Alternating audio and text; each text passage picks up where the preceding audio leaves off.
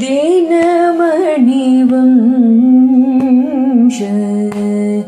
तिलकलावण्य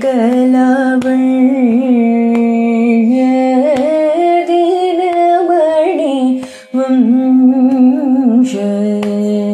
तिलकलावण्य दीनमणिवंश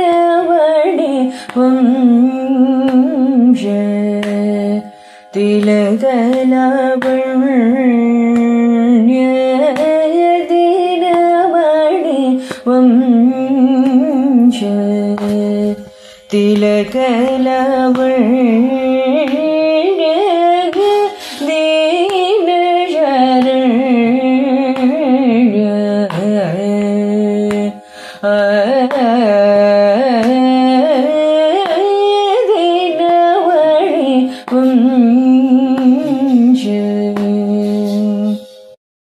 శ్రీశ్రవణ channel కి శ్రోతలందరికీ కూడా మరొకసారి స్వాగతం. ఈ రోజు మనం విన్న ఈ కీర్తన కాంబోజి రాగంలో కూర్చోబడినటువంటి త్యాగరాజుల వారి కీర్తన. ఎంతో చక్కగా పాడి వినిపించిన పావనికి అనేక అభినందనలు తెలుపుతూ యోగ వాసిష్టంలో నిన్న ఈ చిన్న ముని పెద్ద మునితోటి మాట్లాడుతూ, స్వామి మీరు చెప్పింది బానే ఉంది కానండి, నన్ను ఎందుకండి బోయ గురువు అని అనేశారు, ఇది కేవలం ఎత్తి పడవడానికి అన్నారా, ఇంకేనా అంతరార్థం ఉందా దీంట్లో అంటూ అడిగారు కదా. అప్పుడు వృద్ధముని నవ్వి, ఎత్తి పొడుపు కాదయ్యా బాబు, జరగబోయే విషయాన్నే చెప్తున్నాను. ఏమిటంటే, నువ్వు ఒకప్పుడు మునివి, ఇప్పుడు ఇక్కడ గృహస్థుడుగా ఉన్నావు. నేను నీకు అతిథిగా వచ్చాను. నీకు నాకు స్నేహం పెరిగింది. ఆ స్నేహం వల్ల నువ్వు నన్ను ఇక్కడే ఉండిపోమని కోరుతున్నావు కదా. నేను నీ మాటను మన్నించి ఇక్కడే ఉండిపోతాను. నువ్వు నా సాన్నిధ్యంలో మళ్ళీ యోగ సాధనలు మొదలు పెడతావు. అలా కొంతకాలం గడిచాక ఇక్కడ గొప్ప కరువు వస్తుంది. దాంతో ఈ ప్రాంతంలో ఉండే నీ బంధువులు చాలామంది నశించిపోతారు. ఇంతలో ఇక్కడ రాజులకు యుద్ధం వస్తుంది. ఆ కల్లోలాన్ని తట్టుకోలేక మిగిలిన గ్రామ ప్రజలు పారిపోతారు. అప్పటికి నీకు కూడా వైరాగ్యం దృఢంగా కుదురుకుని ఉంటుంది కనుక మనం మాత్రం కలసి చెందకుండా ఈ దగ్గరలోనే ఒక అడవిలో నివాసం కొనసాగిస్తాం. కొంతకాలానికి ఆ ప్రాంతం అంతా పెద్ద కీకారణ్యం అయిపోతుంది. చాలా మృగాలు, కొంతమంది బోయేవాళ్లు అక్కడ చేరతారు. వాళ్లలో ఒక బోయేవాడికి నీకు స్నేహం పెరుగుతుంది. నువ్వు వాడికి అనేక విషయాలు బోధించడం మొదలు పెడతావు. వాడు ఒకప్పుడు నిన్ను స్వప్నం అంటే ఏమిటని అడుగుతాడు. దాన్ని ఆధారంగా చేసుకుని నువ్వు వాడికి ఆత్మతత్వం అంతా ఉపదేశం చేస్తావు. ఆ విధంగా నువ్వు బోయేవాడికి గురువు కాబోతున్నావు. అప్పటికీ నేను నీ పక్కనే ఉంటాను. ఇది జరగబోతోంది. ఈ విషయం నాకు ఎలా తెలిసింది అని అనుకోకు, యోగ బలం వల్ల ముందే తెలిసింది. అందుకనే నిన్ను బోయేవాడికి గురువు అన్నాను అంటూ సర్గ 152లో చెప్తారనమాట. చిన్నముని అప్పుడు, నాయన బోయేవాడా, ఆయన మాటలు విని నేను ఆశ్చర్యపోయాను తెలుసా. ఆ రాత్రి మళ్ళీ నేను నా గురించి ఆలోచించుకున్నాను. ఈ చుట్టూతా చాలా కనిపిస్తున్నాయి, కొండలు, నదులు, దిక్కులు, ఇలా ఎన్నో. ఇవన్నీ కాక నేనొక్కడినే కనిపిస్తున్నాను. నేనెవర్ని? నేను నేలన, నీటిన, నిప్పున, గాలిన, నింగిన, అసలు ఈ పంచభూతాలెవరు? నిజంగా చూస్తే పంచభూతాలు అనేవే లేవు. నేమేద్రయో నా చేయం భూహో నేదం ఖం నాయమప్యహం చిన్మాత్రం వ్యోమకచనం ఇదమాభాతి కేవలం. అంటే ఇవి కొండలు కావు, ఇది భూమి కాదు, ఇది ఆకాశం కాదు, ఇది నేను కాదు, ఇదంతా ఒక చిదాకాశం మాత్రమే. ఆకాశాన్ని మించినటువంటి చిన్మాత్రమే అలా ప్రకాశిస్తోంది. ఇది ఇలా ఎందుకు కనిపించాలి? భ్రాంతి వల్ల. ఆ భ్రాంతికి కారణం ఏమిటి? దానికి అసలు కారణం ఉందా? నేను ఎవడి హృదయంలోకి ప్రవేశించి ఏదేది అన్వేషించాలని ప్రయత్నించానో ఆ నా శిష్యుడు కాలి బూడిదైపోయాడు కూడా. కాలి బూడిదైపోయాను నేను. అయినా ఇప్పుడు నేనున్నాను, ఆలోచిస్తున్నాను. వాడి దేహం అసత్యమే, నా దేహం అసత్యమే. అందుకే ఈ కనిపించేదంతా చైతన్యం యొక్క ఆభాస మాత్రమే. వట్టి ఆకాశం వంటిదే. దీనికి ఆది లేదు, అంతం లేదు, కర్త లేదు, కర్మ లేదు, ఉపకరణం లేదు. ఇంతకు ఈ ఆభాసకు కారణమేమిటి? సమాధానం దొరకలేదు. అవును, దొరకదు. ఎందుకంటే ఇదంతా చిన్మాత్రం యొక్క ప్రకాశం అనుకోవడం నా పొరపాటు. చిన్మాత్రానికి ప్రకాశం అంటూ వేరే ఏమీ లేదు. ప్రకాశమే చిన్మాత్రం అన్నమాట. నాపి చిన్మాత్ర కచనం చిన్మాత్రం వ్యోమ కేవలం. ఆ చిన్మాత్రమే శుద్ధమైన ఆకాశం, అదే ఆ ప్రపంచం అంటూ 153 సర్గలో శ్లోకం 22లో చెప్పారనమాట. నాయనా బోయవాడా, ఆ రాత్రి నాకు ఆలోచనలు సాగిపోయాయి. తెల్లవారేసరికల్లా నా మనసు తేలికపడింది. నేను కర్తను భోక్తను కాదనే విషయం స్థిరపడింది. అప్పటినుంచి ఇప్పటిదాకా మా గురువుగారు నేను అదే అనుభవంతో ఇక్కడ ఉండిపోయాం. ఆ తర్వాత సంఘటనలన్నీ ఆయన చెప్పినట్టుగానే జరిగాయి. నువ్వు నాకు శిష్యుడు అయ్యావు అన్నారు. అప్పుడు బోయవాడన్నాడు, అయితే స్వామి, మీరు చెప్పేది ఏమిటంటే ఇదంతా స్వప్నమే అని, అంతేనా? మీరు ఎలాగూ దేహాన్ని విడిచి స్వప్నపురుషులే కదా, నన్ను ఆ కోవలోకి చేర్చేస్తున్నారు. శాస్త్రాలు చెప్పే దేవతల్ని ఈ కోవలోకి చేర్చేస్తున్నారు. అందర్నీ ఒకరికొకరు స్వప్నపురుషులు అంటున్నారు. ఇది అంతేనంటారా? వీరంతా సదసన్మయులే అంటున్నారు, అంటే ఉన్నా కూడా లేని వారి కిందే లెక్క అంటున్నారు. ఇది కరెక్టేనా అంటూ అడిగాడు. అప్పుడు చిన్నముని అన్నారు, నాయనా, ఇదంతే, దీంట్లో సందేహమే లేదు. వెనక ఉన్న తర్కాన్ని చెప్పాను, మా గురు శిష్యుల అనుభవాన్ని చెప్పాను. అయినా నీకు ఈ జగత్ సత్యం అనే భ్రాంతి పోవడం లేదు. గురుసేవ, శాస్త్రాభ్యాసం, సాధనాభ్యాసం ఈ మూడూ లేందే తత్వజ్ఞానం మనసులోకి ఎక్కదయ్యా. నువ్వు తెలివిగలవాడివి, ఆలోచించుకో, నువ్వే నిర్ణయం తీసుకో అన్నారు. ఇక్కడ మనం శ్రీరామ సభలో వశిష్ఠ సన్నిధిలో జీవన్ముక్తినందుకున్న విపశ్చిద్రాజు తన అనుభవాలను ఆ మహాసభకు వినిపిస్తున్న సందర్భంలో ఈ శవోపాఖ్యానం మనం ప్రారంభం చేశాం. అందులో ఆకాశం నుంచి పెద్ద శవం కింద పడుతూ ఉండగా దాని కింద పడి నలిగిపోబడిన విపశ్చిత్రాజు అగ్నిదేవుణ్ణి గురించి ప్రార్థన చేసి ఈ శవం ఎందుకిలా పడుతోంది అని ప్రశ్నించాడు. దానికి సమాధానంగా అగ్నిదేవుడు ఈ బోయవాడి కథను ఈ విపశ్చిత్రాజుకు చెప్తున్నాడు. అందులో భాగంగా ఇద్దరు మునులు, ఒక బోయవాడు, వాళ్ళ సంభాషణ ఇప్పటివరకు మనం విన్నాం. ఇప్పుడేంటి, ఈ కథాభాగాన్ని అగ్నిదేవుడు మాటగా మనం చెప్పుకుంటున్నాం కాబట్టి ఈ అగ్నిదేవుడు ఇప్పుడు విపశ్చిద్రాజుతోటి అంటున్నాడు, విపశ్చిద్రాజా, తన గురువైన ఆ ముని అంత నిశ్చయంగా ఆ మాటలు చెప్పేసరికల్లా ఆ బోయవాడు కాదనలేకపోయాడు. కాని అంత స్పష్టంగా కనిపించే ఈ ప్రపంచం అసలే లేదు పొమ్మండానికి వాడు జీర్ణించుకోలేకపోతున్నాడు. చాలా ఆలోచించాడు. పరబ్రహ్మకు అనగా శుద్ధ చైతన్యానికి అవిద్య అనే ఒక శక్తి ఉందని, ఆ శక్తి చేత ఈ ప్రపంచం సృష్టించబడిందని, అందుచేత ఈ ప్రపంచం సత్యం అనడం సముచితం అని అతను ఆలోచిస్తున్నాడు. అయితే ఈ ప్రపంచం ఎక్కడి దాకా ఉంది, దీన్ని దాటిపోతే ఏముంది అనే ప్రశ్నలు అతని గొంతులో వెలక్కాయలాగా పడ్డాయి. ఈ విషయాలను తర్కంగా గాక తాను స్వయంగా వెళ్లి చూసుకోవడం మంచిది కనుక గొప్ప తపస్సు చేసి తపోబలం వల్ల తస్మాదాకాశమప్యస్తి ఎత్రనో తత్ర యామ్యహం అంటూ సర్గ 155లో 7వ శ్లోకంలో ఎక్కడైతే ఆకాశం కూడా ఉండదో అక్కడికి స్వయంగా వెళ్లి చూస్తానని అతను నిశ్చయించుకున్నాడనమాట. ఆ పట్టుదలతో అతను తపస్సు ప్రారంభించాడు. దానికోసం కొత్త కొత్త తాపసులతోటి స్నేహాలు చేశాడు. తన తపోబలంతో తన ఆయుష్ని పెంచుకొని వేలకు వేల సంవత్సరాలు తపస్సు కొనసాగించాడు. దానికోసం అనేక తపోవనాలు తిరిగాడు. ఆ తిరగడంలో ఒకసారి తన పాత గురువు దగ్గరికే వచ్చాడు. ఆయన్ని చూసేసరికి ఒక్కసారిగా కడుపు దేవినట్లయింది. స్వామి, మీరు ప్రశాంతంగా ఉన్నారు, ఇలాంటి ప్రశాంతత నాకు అసలు ఎప్పుడు లభిస్తుంది అంటూ అన్నాడు. దానికి గురువు జారిపడి, నేను చెప్పాల్సిందంతా ఇదివరకే చెప్పాను, కానీ నీకు సదభ్యాసం లేనందువల్ల అది నీ హృదయానికి పట్టడం లేదు. ఇది చాలక అవిద్య యొక్క పరిమాణం ఎంతో తెలుసుకుందామని తపస్సు మొదలుపెట్టావు. నువ్వు వేల సంవత్సరాలు తపస్సు చేసావు, అది చాలదు. కానీ నీ పట్టుదల గొప్పదయ్యా. ఈ తపస్సుని ఇలాగే కొనసాగిస్తావు నువ్వు. అయితే నన్ను అడిగావు గనుక నీ మీద ప్రేమతో నీకు ఏం జరగబోతుందో యోగ దృష్టితో చూసి ముందే చెప్పేస్తాను.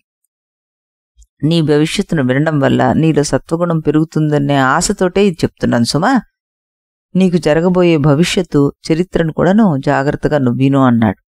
బోయవాడా, నీ మొండి పట్టుదలతోటి నీ తపస్సుని ఇలా 100 యుగాలు కొనసాగిస్తావు. అప్పుడు బ్రహ్మదేవుడు ప్రత్యక్షమవుతాడు.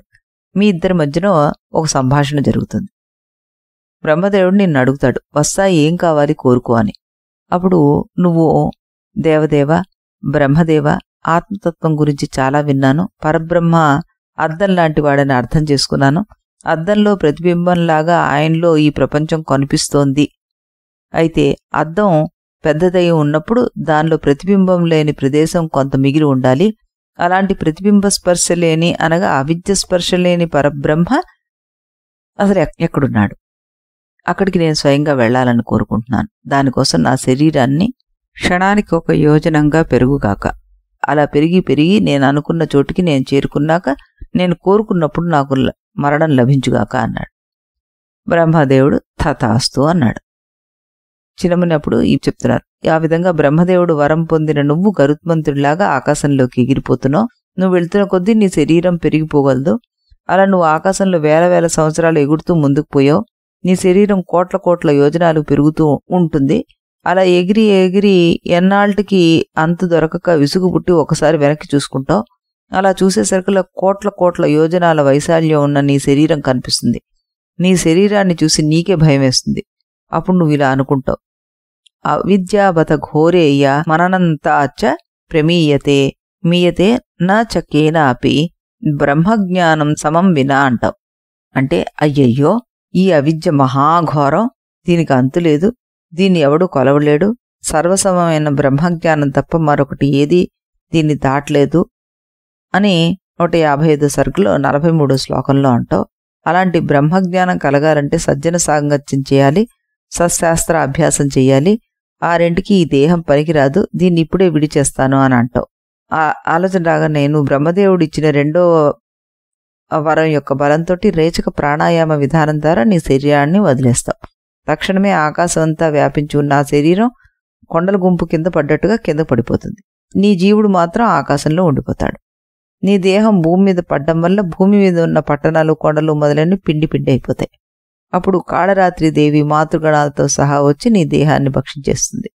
దానివల్ల భూమి మీద ప్రాణాలు మళ్ళీ క్రమంగా మొలకెత్తుకొని వస్తాయి. నాయనా, నీ మహాతపస్సు వల్ల రాబోయే వింత ఫలం ఇదే అన్నారు. అప్పుడు పోయేవాడన్నాడు, స్వామి, ఇదేం తపస్సు, ఇదేం ఫలం? నేను ఇంత తపస్సు చేసేది ఇలాంటి దుఃఖం కోసమా? దీన్ని తప్పించుకునే ఉపాయం ఏదైనా ఉంటే చెప్పండి సుమా అంటూ అడిగాడనమాట. అప్పుడు ఆయన అన్నారు, నాయన, కాళ్ళు వేళ్ళు తెరుచుకోవచ్చు, ముడుచుకోవచ్చు, అంతేగాని పొట్టివాడిని పొడుగ్గా చేయలేం, పొడుగువాడిని పొట్టిగా చేయలేం. జ్యోతిశాస్త్రార్థ విజ్ఞానైరిహ భావ్యార్థవేదనం భవత్యన్యద పూర్వంతో నకించన కదాచన అంటూ 55 శ్లోకం 155 సరుకులో చెప్పారు. జ్యోతిష్య శాస్త్రం వల్ల జరగబోయేది తెలుసుకోవచ్చు, కానీ దాన్ని మార్చలేను నాన్న. ఇది అలాగే జరుగుతుంది. దీనికి ఒకటే మినహాయింపు, బ్రహ్మతత్వ జ్ఞానాన్ని సంపాదించిన మహాత్ములు మాత్రం కర్మలన్నింటినీ దాటి వెళ్ళిపోతారు కనుక పాత కర్మల వల్ల వచ్చే దుఃఖాలు వాళ్ళకు అంటావు. అప్పుడు బోయవాడన్నాడు, స్వామి, ఆకాశమంతా ఉన్న నా శరీరం రాలి కింద పడిపోయినప్పుడు నేనొక్కడనే ఆకాశంలో ఉంటానని చెప్పారు కదా, ఆ తర్వాత నాకేం జరుగుతుందండి అంటూ మళ్ళీ కుతూహలంగా అడిగాడు. అప్పుడు ముని అన్నారు, ఆ దేహం అలా పడిపోగా ఆ జీవుడు మాత్రం ప్రాణంతో సహా అవ్యాకృత ఆకాశంలోకి వెళ్ళిపోతాడు. అంటే సూక్ష్మ పంచభూతాల్లోనే ఆకాశంలోకి. విశాలమైన ఆకాశంలో ఉన్న గాలి రేణువులాగా ఉంటుంది వాడి పరిస్థితి. ఆ చిన్న రేణువులోనే ప్రాణము చిత్తము కూడా ఒదిగి ఉంటాయి. అలాంటి చిత్తంలో ఆ జీవుడికి తన పూర్వవాసనల బలం వల్ల భూప్రదేశము, దాని చుట్టూత పెద్ద ప్రపంచము కనిపిస్తాయి. కల్లో కొత్త ప్రపంచం కనిపించినట్టుగా వాసనా బలం వల్ల ఆ జీవుడు ఈ ప్రపంచం నాదని, ఇందులో ఈ భూమండలానికి తానే రాజనని ఒక వెర్రి ఆవేశం పుట్టించుకుంటాడు. వాడు అక్కడితో ఆగకుండా తన పేరు సింధువు అని, తాను చక్రవర్తినని, తన కింద చాలామంది సామంతులు ఉన్నారని అనుకుంటాడు. అప్పటికీ ఆగడు. 8వ సంవత్సరంలో తన తండ్రి గతించాడని, తాను ఆ చిన్న వయసులోనే సింహాసనం ఎక్కేశానని, తన రాజ్య సరిహద్దులో విధూరదుడనే బలవంతుడైన రాజు తనకు శత్రువుగా ఉన్నాడని, వాడితో యుద్ధం తప్పదని అనుకుంటాడు. అతను అనుకున్నవన్నీ కనిపిస్తూనే ఉంటాయి. కనిపించడంలో సింధురాజుకి 100 ఏళ్లు వచ్చేస్తాయి. విధూరదుడితోటి యుద్ధం జరుగుతుంది. విధూరదుడిని సింధురాజు సంహరిస్తాడు. ఇదంతా మనం లీలోపాఖ్యాన ప్రకరణలో చెప్పిన కథ అన్నమాట. అక్కడ సింధురాజు గురించి పెద్దగా వివరాలు చెప్పలేదు కాబట్టి ఆ కథను భవిష్యత్తు కథగా తీసుకొచ్చి సింధురాజు దృక్కోణం నుంచి ఇక్కడ వివరిస్తున్నాం అన్నది మనం ముందు చెప్పుకున్నాం. తర్వాత వస్తుంది అని చెప్పుకున్నాం చూడండి, అది ఇక్కడ చెప్పుకుంటున్నాం అన్నమాట. ఆ కథ ఏమిటి, ఆ సింధురాజుకి ఈ బోయేవాడికి ఇంకా ఏంటి సంబంధం, ఎలా ఉంటుంది అన్నది అతని ఆ ఫ్యూచర్ వివరిస్తూ సింధురాజు గురించి చెప్పడం మొదలుపెట్టారు కదా. ముని అన్నారు, నాయన బోయేవాడ, ఆ విధంగా యుద్ధంలో గెలిచిన సింధురాజును అభినందించడానికి మంత్రులంతా దగ్గరికి వస్తారు. వారిలో మహర్షి తుల్యుడైన మంత్రి ఒకడుంటాడు. ఆ మంత్రికి సింధురాజుకి మధ్య సంభాషణ ఇలా జరుగుతోంది అంటూ చెప్తున్నారన్నమాట. మంత్రి అన్నాడు, రాజా, మీరు యుద్ధంలో విధూరథుడిని గెలవడం నిజంగా ఆశ్చర్యం అండి అన్నాడు. సింధురాజు అన్నాడు, ఇందులో ఆశ్చర్యం ఏముంది, నా బలం ముందు వాడెంత అన్నాడు. మంత్రి అన్నాడు, రాజా, విధూరథుడికి లీల అని ఒక భార్య ఉంది. ఆమె మహర్షి వంటిది. ఆమెకు సరస్వతీదేవి నిత్యం ప్రత్యక్షురాలు. ఆ దేవి తలుచుకుంటే మనమెంత, మన రాజ్యం ఎంత. అయినా సరే మీరు గెలిచారు, అది ఆశ్చర్యం అన్నాడు. సింధురాజు అన్నాడు, ఆ మాట నేను విన్నాను, మీరు చెప్పింది నిజమే. సరస్వతీదేవి వాళ్లను యుద్ధంలో ఎందుకు ఆడుకోలేదు అని అడిగారు. అప్పుడు మంత్రి అన్నాడు, రాజా, ఆ విధూరథుడు సరస్వతీదేవిని మోక్షం కావాలని ప్రార్థించాడే గాని మరో కోరికతోటి ఉపాసన చేయలేదు. అందుకనే అతనికి మోక్షమే దక్కింది అన్నాడు. సింధురాజు అప్పుడన్నారు, సరస్వతీదేవిని నేను ఉపాసన చేస్తూనే ఉన్నాను కదా, నాకెందుకు మోక్షం రాలేదు అని అడిగారు. అప్పుడు మంత్రి అన్నారు, మీరా దేవిని ఎప్పుడైనా మోక్షం కోసం ప్రార్థించారా? లేదే, ఎప్పుడు చూసినా శత్రు సంహారం కోసమే దేవతా ఉపాసన చేశారు. అందుకే మీకు ఆవరమే లభించింది అన్నారు. అప్పుడు సింధురాజు అన్నాడు, నిజమే మంత్రి, ఈ విషయంలో మరణించినా కూడా విధూరథుడే గెలిచినట్టు లెక్క. అవునుగాని సరస్వతీదేవి అంటే బుద్ధిప్రదాత్రి కదా, ఆ తల్లి అతనికి మోక్షకాంక్ష కలిగించింది, నాకెందుకు కలిగించలేదో అన్నారు. అప్పుడు మంత్రి అన్నారు, రాజా, దేవతలు ఎప్పుడూ స్వతంత్రించి ఫలితాలివ్వరు. భక్తుల చిత్తవృత్తిని అనుసరించిస్తారు. అది వారి నియమం. మీ చిత్తంలో సంహారతత్పరమైన అనుభవ సంస్కారం ఉంది. అందుకే మీ మనస్సు ముక్తి వైపుకు వెళ్లలేదు అన్నాడు. సర్గ 156లో. సింధురాజు, మంత్రి, పూర్వజన్మలో నేనెవర్నయ్యా? ఈ క్రూర సంస్కారం నాకెలా పట్టింది అంటూ అడిగాడు. మంత్రి అన్నాడు, రాజా, అది దేవరహస్యం. అయినా మీరు అడిగారు కనుక చెప్తాను. దీనివల్ల మీకు క్షేమం కలగగలదు అంటూ, రాజా, ఈ సృష్టిలో పుట్టే జీవులను పెద్దలు 12 రకాల విభాగాలు చేశారు. వాటిలో తామసము అనే ఒక జాతి ఉంది. మీరు క్రిందటి జన్మలో ఆ జాతిలో పుట్టారు. ఇక్కడ మనం ఒకటి గుర్తు చేసుకోవాలి. ఉత్పత్తి ప్రకరణలో 93వ సర్గలో ఉపాధుల్లో రకాలు అనే శీర్షిక కింద వశిష్ఠ మహర్షి వారు జీవనోపాధులను మొత్తాన్ని 14 రకాలుగా చెప్పి వాటిలో 2 భాగాలను పునరుక్తులుగా చూపించి చివరికి 12 రకాలు అంటూ తేల్చి చెప్పారు కదా. వాటినే ఇక్కడ ప్రస్తావించి మళ్ళీ వివరించాడు కనుక మనం ఆ విషయాలని సంగ్రహించుకొని ముందుకు వెళ్దాం. సింధురాజు, మంత్రివర్య, ఒక జాతి మొత్తాన్ని తామసం అనిస్తున్నారు మీరు. ఇలాంటి పేర్లు పెట్టిన వారెవరు అన్నారు.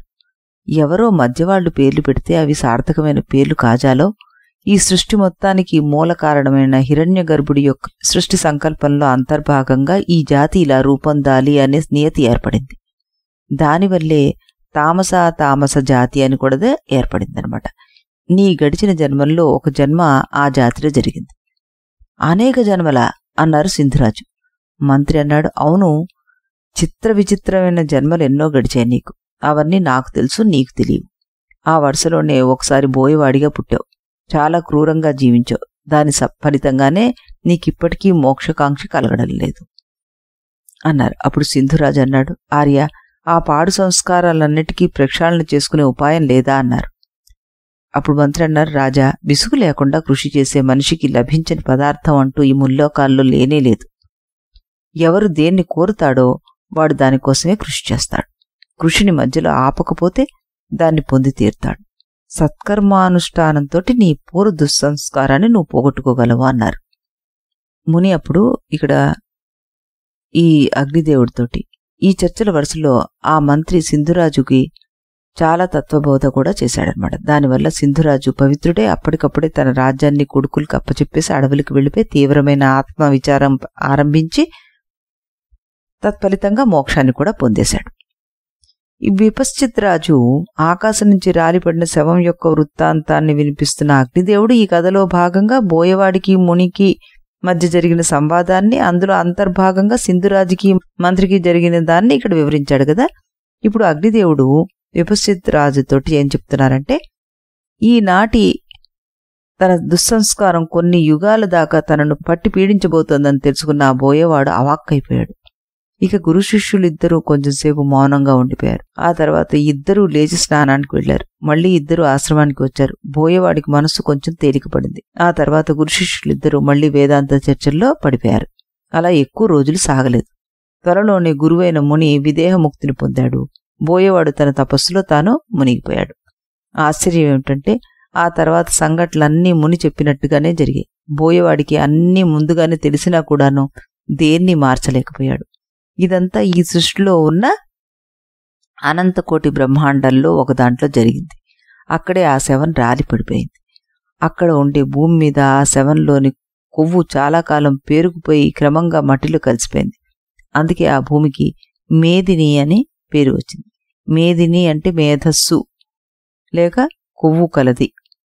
ఇదంతా ఎక్కడ జరిగిందో ఆ జగత్తు నీకు సత్యంగా కనిపిస్తోంది, మాకు స్వప్నపురంలాగా కనిపిస్తోంది. అది భేదం. రాజా, సరే, జరిగిందేదో జరిగింది. నీ దృష్టి నీది, నా దృష్టి నాది. స్వర్గలోకంలో దేవేంద్రుడు 100వ యజ్ఞం చేస్తున్నాడు. అక్కడికి నన్ను రమ్మని మంత్రులతో కబురు చేశాడు కాబట్టి నేను వెళ్ళాలి. నువ్వు కూడా నీ ప్రయత్నంలో ముందుకు సాగు. నీకు తోచిన దిక్కు వెంట ప్రయాణం చెయ్యి అన్నారు. అగ్నిదేవుడికి తనకి మధ్య జరిగిన కథా ప్రసంగాన్ని శ్రీరామ సభలో నివసిస్తున్న ఈ విపశ్చితరాజు ఇన్ని కథల్ని ఆధారంగా చేసుకుని ఇక్కడ వినిపించారనమాట. మనం ఈయన చెప్తున్న కథల లోపల ముని గురించి చెప్పుకున్నాం. ముని, బోయేవాడు, ముని, మళ్ళీ వృద్ధమునికి సంబంధించిన కథలు ఇవన్నీ కూడా ఇందులో చెప్పుకోవడం జరిగింది మనకి. రేపు మనం ఈ విపశ్చితరాజుకి లేడి జన్మ ఏ విధంగా కలిగింది అన్నదాన్ని చెప్పుకుందాం. ఇదే సమయానికి ఇదే ఛానల్లో శ్రీరాముల వారి కీర్తన విన్న తర్వాత అప్పుడు మనం ఈ కథను చెప్పుకుందాం. అంతవరకు సెలవు.